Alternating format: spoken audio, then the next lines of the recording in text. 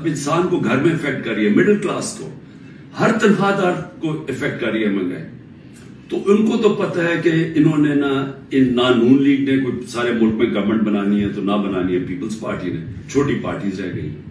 تو انہوں نے کنگز پارٹی کا مل ملا کے کوئی ایک یہ لوگوں کا اکٹھا کر کے کولیشن سی بنانی ہے. میرا سوال یہ ہے کہ کیا اس طرح کی کولیشن پاکستان کو اس مشکل وقت سے نکال سکتی ہے؟ میں جب سے گورنمنٹ سے نکلا ہوں میں ایک بات کہہ رہا ہوں کہ جب تک ہمارے ملک میں ایک مضبوط گورنمنٹ, اور مضبوط گورنمنٹ کیا ہوتی ہے, یہ نہیں کہ اسٹیبلشمنٹ اس کے پیچھے کھڑی ہے, یہ مضبوط گورنمنٹ نہیں ہوتی. مضبوط گورنمنٹ وہ ہوتی ہے جس کے پیچھے عوام کھڑی ہوتی ہے, جو عوام جس کے اوپر اعتماد کرتی ہے. یہ لوگوں کو اکٹھا کر کے اور اسٹیبلشمنٹ پیچھے کھڑی ہو جائے اور کسی کا خیال ہے کہ جو آج پاکستان کو مسئلے مسائل آ گئے ہم اس میں سے نکل جائیں گے, کوئی اس خوش فہمی میں نہ رہے. کیونکہ یہ صرف ایک پبلک مینڈیٹ سے جو گورنمنٹ آئے گی وہ بڑے فیصلے کرے گی, وہ اس ملک میں اصلاحات کرے گی, وہ اس ملک میں قانون کی حکمرانی قائم کرے گی. اس کے بغیر پاکستان سروائیو ہی نہیں کرتا. یہ میرے سے سن لیں, یہ ملک بچے گا ہی نہیں اگر ہم نے اس ملک میں رول آف لا, قانون کی حکمرانی نہ قائم کی. یہ جو جنگل کا قانون ہے یہ ملک کو تباہ کر رہا ہے. کوئی اس وقت لوگوں کی امید ختم ہو گئی ہے پاکستان سے, لوگ چھوڑ کے جا رہے ہیں. جو پروفیشنلز ہیں, جو سب سے بڑا اثاثہ ہے ملک کا, جو آپ کے پڑھے لکھے لوگ ہیں, جو کہ اسپیشلسٹ ہیں, جس طرح میں نے آپ کو کہا 10% شوکت خانم کے کنسلٹنٹ چھوڑ کے جا رہے ہیں. 10% مشکل سے ملتا ہے کینسر کے اسپیشلسٹ. ان کو پتا ہے وہ دنیا میں کہیں بھی چلے جائیں ان کے 2 یا 3 گنا زیادہ سیلری مل جائے گی ان کو باہر, کیونکہ ڈیمانڈ ہے دنیا میں. تو اس طرح ہر پروفیشنل جس کی دنیا میں ڈیمانڈ ہے وہ سوچا ہے چھوڑ کے جانے کا, کیونکہ اس کو امید ہی نہیں نظر آ رہی. لوگ مشکل وقت برداشت کر لیتے ہیں اگر آگے ان کو امید ہو. لوگ مشکل وقت برداشت کر رہے تھے, کورونا کے بعد ایک مشکل وقت آیا ہوا تھا, لیکن لوگوں کو نظر آ رہا تھا کہ ٹھیک ہے حالات بہتر ہو رہے ہیں, معیشت اوپر جا رہی ہے, ادارے فنکشن کرنے شروع کر دیے ہیں, کوئی انٹرفیئرنس نہیں ہے. عمران خان نے کبھی کسی جوڈیشری کے اندر انٹرفیئر نہیں کیا. نیب کو اس نے نہیں کہا کہ فلانے آدمی کے اوپر کاروائی کرو. کسی ایف آئی اے کو, میرا جو میں نے ثناء اللہ ہے وہ آئی جی, میرے خیال میں ابھی پتہ نہیں کدھر پوسٹڈ ہیں, آئی جی تھے. ایک دفعہ کہو کہ میں نے کبھی کسی کے خلاف انتقامی کاروائی کا کہا. ہمارے سارے 95% کیسز پرانے تھے. یہ بولتے ہیں نون لیگ والے کہ جی اب ہم نے بھی بڑا سفر کیا ہے, اب آپ کریں. آپ کے 95% آپ کے اپنے دور میں بنائے گئے تھے کیسز.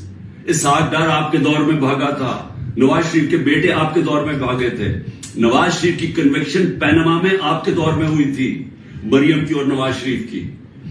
تو یہ ہمیں نہ کہیں, یہ سارے کیسز پرانے آ رہے تھے. آپ میرے سے این آر او مانگ رہے تھے, آپ میرے سے یہ کہہ رہے تھے کہ ہم نے چوری کیا, ہم کوئی خاص مخلوق کے الگ, ہمیں معاف کر دیں. ہم نے صرف ہمارے دور میں شہباز شریف کے کیس بنا تھا مقصود چپڑاسی والا 16 ارب اور 8 ارب جو اس نے منی لانڈرنگ کی تھی کہ باہر سے پاپڑ والا اور ان کے نام پہ اور چینی والا کے نام پہ انہوں نے فراڈنٹ پیسے بلوائے تھے. اس کے علاوہ ہمارے کوئی کیس نہیں تھے. ہم آن گوئنگ کیسز تھے اور ہم نے کبھی کسی سے ظلم نہیں کیا. ہم نے کبھی عورتوں کو نہیں اٹھایا. ہم نے کبھی گھروں کے اندر نہیں گھس کے دروازے توڑ کے اور ساری گھر تباہ کیا. ہم نے کبھی لوگوں کو, کارکنوں کو اس طرح کے جیلوں میں نہیں ڈالا, کسی پر تشدد نہیں کیا. پوچھیں کسی سے, ایک آدمی بتایا کہ ہم نے تشدد کیا. مریم نے جا کے اٹیک کر دیا نیب آفس کو, پتھر مارے انہوں نے. بتائیں کتنے لوگوں کو اپنے اینٹی ٹیررزم کورٹ پہ پڑھا. یہ کیا کیا؟ کیا مریم کے اوپر کوئی کیس ہوئے؟ تو یہ ہمیں نہ کہو کہ جناب آپ کے اوپر یہ گزری. یہ کبھی کسی پارٹی کی تاریخ میں پاکستان میں نہیں گزری. یہ پارٹی کو کبھی ختم کرنے کی کوشش ہے, جو پوری طرح سارے اسٹیٹ کے ادارے لگے ہوئے ہیں اس پارٹی کو ختم کرنے کے لیے. لیکن پارٹی ایسے ختم نہیں ہوتی, کیونکہ پارٹی لوگوں کے دلوں میں چلی جاتی ہے. اس کا آپ کچھ کر ہی نہیں سکتے. جو مرضی آپ کریں گے, لوگوں کے جب فیصلہ کر لیتی ہے عوام, تو یہ جو ٹکٹ ہولڈرز ہیں ہمارے سارے، ان سے پوچھیں، جب ان سے انٹرویو کریں، جب آپ ان کو تنگ کر رہے ہیں تو پوچھیں تو صحیح کہ اتنا آپ کے اوپر پریشر ہے، کیوں نہیں چھوڑ رہے؟ ان میں سے کہیں گے کہ ہم نظریاتی طور پہ اس کے ساتھ ہیں، ہم کسی اور پارٹی پہ نہیں جائیں گے۔ ساتھ یہ بھی آپ کو کہیں گے کہ ہمیں کوئی ہمارے حلقے میں ووٹ نہیں ڈالے گا، ہماری سیاست ختم ہو جائے گی۔ ابھی جو پہلے ہوا تھا 16 جولائی کو جو بائی الیکشنز ہوئے تھے، وہ لوٹے سب اڑ گئے تھے، لوگوں نے ان کے خلاف ووٹ دی تھی، اور اب اس سے بھی زیادہ برے حالات ہیں کیونکہ لوگوں کو غصہ ہے جو ہو رہا ہے۔ اس وقت عوام غصے میں ہے لیکن گھبرائی ہوئی ہے کیونکہ کبھی اس طرح کا کریک ڈاؤن دیکھا ہی نہیں ہے۔ تو میرا آخر میں اپنی عوام کو پیغام ہے، کیونکہ مجھے پتا ہے بڑا مشکل ہے اور آپ گھبرائے ہوئے ہیں، آپ میں خوف پیدا کیا گیا، یہ جو باہر نکل کے کوئی تحریک انصاف کا نام سنتا اس کو جیل میں ڈال دیتے۔ لیکن بھئی آپ اپنی قوم سے یہ دیکھیں، میں آپ کے سامنے بیٹھا ہوں، اگر کسی کو سب سے زیادہ خطرہ ہے وہ مجھے خطرہ ہے، جان کو تو میری خطرہ ہے۔ انہوں نے یہ کیا، دو میرے اوپر اٹیک، قتل کرنے کے واردات ہو چکی ہیں، مجھے پوری طرح پتا ہے کہ ایک دفعہ یہ اور کریں گے کیونکہ ان کو ڈر یہ ہے کہ جیل میں بھی عمران خان بڑا مشکل رہے گا ان کے لیے، تو ایک اور حملہ ہوگا، میں تیار ہوں۔ انہوں نے میری جو کرنل عاصم میری سیکیورٹی کے ہیڈ تھے اس کو اغوا کر لیا، وہ غائب ہو گئے، جس نے میری سیکیورٹی کا دھیان رکھ رہے تھے وہ 3-4 دن سے وہ غائب ہے، اس کو بھی اٹھا لیا۔ جو گاڑیاں تھی میری سیکیورٹی کی، وہ گاڑیوں کو انہوں نے اندر امپاؤنڈ کر دیا اور ان سے پوچھے عدالت تو کہتی جو ہمیں پتہ ہی نہیں کدھر گئی۔ تو سب سے زیادہ تو خطرہ مجھے ہے۔ کیا آپ کو لگ رہا ہے کہ میں پیچھے ہٹوں گا؟ میں کیوں نہیں پیچھے ہٹوں گا؟ کیونکہ میرے سامنے 2 راستے ہیں، ایک ہے یہ خوف کی فضا بنا کے ہمیں غلام بنا رہے ہیں، صرف مقصد یہ ہے کہ ہم بھیڑ بکریوں کی طرح یہ طاقت کی حکمرانی مان لیں۔ یہ سب نے کیا ہے، یہ فرعون یہ کرتا تھا، خوف اتنا پھیلا کے لوگوں کو غلام بنایا ہوا تھا۔ یہ یزید نے کیا تھا، کوفہ کے لوگوں کے اوپر اتنا اس کا خوف تھا اس کے ظلم کا کہ انہوں نے حضرت امام حسین کی مدد نہیں کی۔ اسلام کا سب سے بڑا جو تکلیف تھے ہر مسلمان کے لیے وہ واقعہ ثانیہ ہونے دیا۔ ہر دنیا کی تاریخ کا یزید یا ڈکٹیٹر وہ ہمیشہ خوف کے ذریعے لوگوں کو کنٹرول کرتا ہے، انسانوں کو کنٹرول کرتا ہے۔ اور دوسرا راستہ، ایک تو یہ راستہ ہے کہ میں بھی خوف زدہ ہو جاؤں اور میں ان کے ساتھ میں مان جاؤں، جی ٹھیک ہے سر، یہ جو آپ چاہتے ہیں، ہم آپ کے غلام ہیں۔ میں نے تو کبھی کسی کی غلامی کی نہیں ہے، میں تو لا الہ الا اللہ میں ماننے والا آدمی ہوں جس نے مجھے آزاد کیا ہوا ہے۔ میں تو ایک آزاد انسان ہوں، میرے لیے تو غلامی سے بہتر موت ہے۔ میں آج اپنی قوم کو یہ کہنا چاہتا ہوں کہ دیکھیں، اللہ نے جب آپ ہیں محمد مصطفیٰ محمد صلی اللہ علیہ وسلم کے امتی، جب انہوں نے آپ کو لا الہ الا اللہ کا کلمہ پڑھایا تھا تو انہوں نے آپ کو آزاد کیا تھا۔ کس چیز سے آزاد کیا تھا؟ سب سے بڑی آزادی ہوتی ہے انسان کی غلامی سے۔ یہ جو فرعون کی غلامی تھی، یہ ساری جو قرآن کے اندر نمرود، فرعون، ان کا کیا بتایا ہوا ہے؟ انسانوں کو غلام بنانے تھے۔ نبی صلی اللہ علیہ وسلم نے مدینہ میں انسانوں کو آزاد کیا تھا، اور ایک کہ سوائے اللہ کے کوئی خدا نہیں، آپ کو کسی کے سامنے نہیں جھکنا۔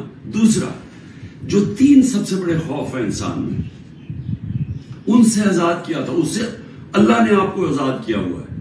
موت، اللہ نے کہا یہ میرے ہاتھ میں یہ جو 2 دفعہ بچا ہوں، یہ مجھے اللہ نے بچایا ہے، نہیں تو انہوں نے تو پوری تیاری کی ہوئی تھی مارنے کی۔ یہ میں آپ کے سامنے ہوں، اور میں جب گھر سے نکلتا ہوں مجھے نہیں پتا کہ اللہ نے کیا فیصلہ کیا ہوا کہ ان کے ہاتھ میں اس نے میری جان لینی ہے نہیں، لیکن میں تیار ہوں اس کے لیے، کیونکہ اس کا وعدہ ہے قرآن میں کہ جب اس نے فیصلہ کر لیا، وہ پھر چاہے آپ بھاگ نہیں سکتے موت سے، تو انسان آزاد ہو جاتا ہے اس خوف سے۔ میں آزاد ہوں۔ دوسرا، ذلت، یہ جو عورتوں کے اوپر کر رہے ہیں، گھروں کے اندر عورتوں کو چادر 4 دیواری کا نہ سوچنا، اور جو عورتوں کو جیلوں میں ڈالا ہوا ہے، اور ڈرے ہوئے ہیں کہ وہ جب نکلیں گی تو وہ کس طرح کی باتیں بتائیں گی، اس لیے ان کو اندر رکھا ہوا ہے، اور 2 بیچاری عورتوں کو لے کے شاپر ان کے سر پر ڈالے ہوئے.